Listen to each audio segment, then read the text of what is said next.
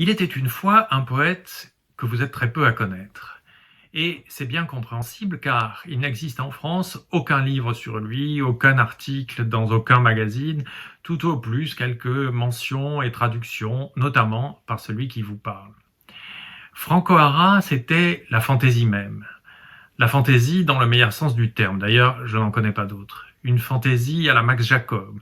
L'un et l'autre ont en commun, outre une moquerie imaginative, un usage très singulier du point d'exclamation. Ce sont les deux seuls poètes que je connaisse qui emploient ce signe après le sujet, un peu comme si je disais Franco Harra et si je continuais ma phrase. Ça serait d'ailleurs la meilleure des critiques littéraires. Franco Harra, qui est né en 1926 et mort en 1966, était new-yorkais. Il l'était tellement qu'il est un des meilleurs représentants de ce qu'on a appelé l'école de New York. La pulsation de ses poèmes rend merveilleusement la pulsation de Manhattan, une pulsation rapide, régulière et longue. Il écrit souvent de longs poèmes. Il en écrit sur ses amis. Les poèmes avec des amis, ça marche toujours. Ça fait affectueux, ça l'est, et ça rapproche le lecteur de quelque chose de chaleureux.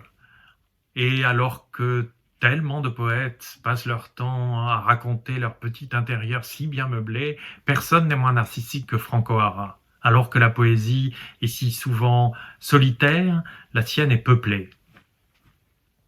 Franco Harra était ce que j'appellerais un laid beau. Il avait un gros crâne, le nez cabossé, le cheveu rare, toute chose qui pourrait décrire un comptable sournois dans un western, mais il était extraordinairement séduisant. La pétillance du regard, l'énergie de son corps mince, l'intelligence extraordinairement chaleureuse de ses écrits. Vous pouvez le voir sur YouTube, vous me direz ce que vous en pensez. Franco Harra était gai sans aucun complexe, chose rare dans l'Amérique des années 50, vous me direz, ça l'est devenu dans la France réactionnaire des années 20. Et voici un poème de Franco Harra que j'ai traduit qui s'appelle Autobiographia Literaria. Quand j'étais enfant, je jouais à part dans un coin de la cour de l'école. Je haïssais les poupées et je haïssais les jeux. Les animaux n'étaient pas amicaux et les oiseaux s'enfuyaient. Si quelqu'un me cherchait, je me cachais derrière un arbre en criant « Je suis orphelin !»